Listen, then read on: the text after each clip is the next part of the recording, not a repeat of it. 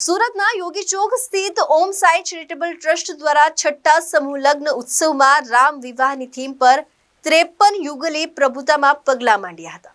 સમગ્ર કાર્યક્રમના સૌજન્ય મારુતિ ઇમ્પેક્સ ભાવનગરના દિનેશ લાખાણી અને સુરેશ લાખાણી ઉપસ્થિત રહીને ભવ્ય લગ્ન સમારોહમાં સંપન્ન કરાયો હતો।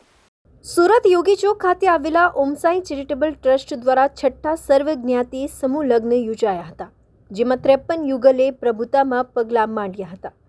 દીકરી તુલસીનો ક્યારો વિવાહ સંસ્કારમાં જોડાનારી કન્યાના દાતાઓના સહયોગથી 101 વસ્તુઓ ગર્વ કરીને અપાયો હતો, જેમાં 25% મહિલા દાતા હતી અને પ્રશ્ન પ્રમુખ વિલાસ 27 જણાવ્યું હતું કે અમારું ટ્રસ્ટ છેલ્લા 15 વર્ષથી સામાજિક વિવિધ કાર્યો કરે છે અને સમાજમાં હાલનો જટિલ પ્રશ્ન દીકરાઓના સગપણનો છે અને ત્યારે માત્ર પસંદગી કરાવીને બેવિશાળ કરી દેવાનું તેમજ જરૂરિયાતમંદ પરિવારને દીકરીઓને સામૂહિક રીતે પરણવાનું, જે માટે લગ્ન પહેલાં જ સામાજિક સમજણ સાથેનો સેમિનાર પણ યોજાય છે। આ ઉપરાંત લગ્ન બાદ થતા ઘરકંકાસને ટાળવા સમાધાન પણ માધ્યમ બનાવીએ છીએ અને મહિલાઓ અને શિક્ષિત સૌ નિર્માણ અને સ્વાવલંબન બને તે માટે સેલ્ફ ડિફેન્સ સેમિનાર યોજી નારી સન્માન જેવા અનેક વિવિધ કાર્યક્રમ કરીને બહેનોને પ્રોત્સાહન પૂરું પાડવામાં આવે છે। આ રીતે સમૂહ લગ્ન યોજીને અત્યાર સુધીમાં 225 દીકરીઓના લગ્ન કરાયા છે। અંદાજે 22 વર્ષથી અમે આ લગ્નોત્સવનું આયોજન કરીએ છીએ।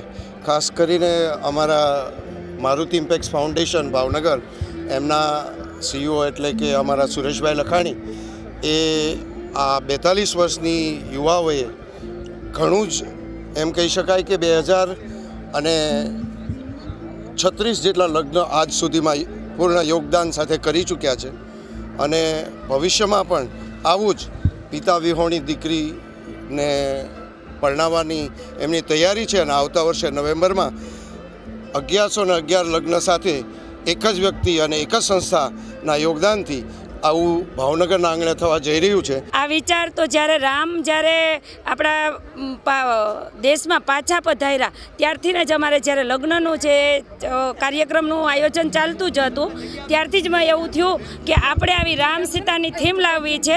રામ સીતા કોઈ બનાવટી બનાવેલા નથી, જે અમારી ત્યાં દીકરી અત્યારે જે પ્રભુતામાં પગલાં પાડવા જઈ રહી છે એ દીકરીના જ આજે રામ સીતા બનીને લગ્ન છે। Arvind Rathod, ABC news Gujarat, Surat.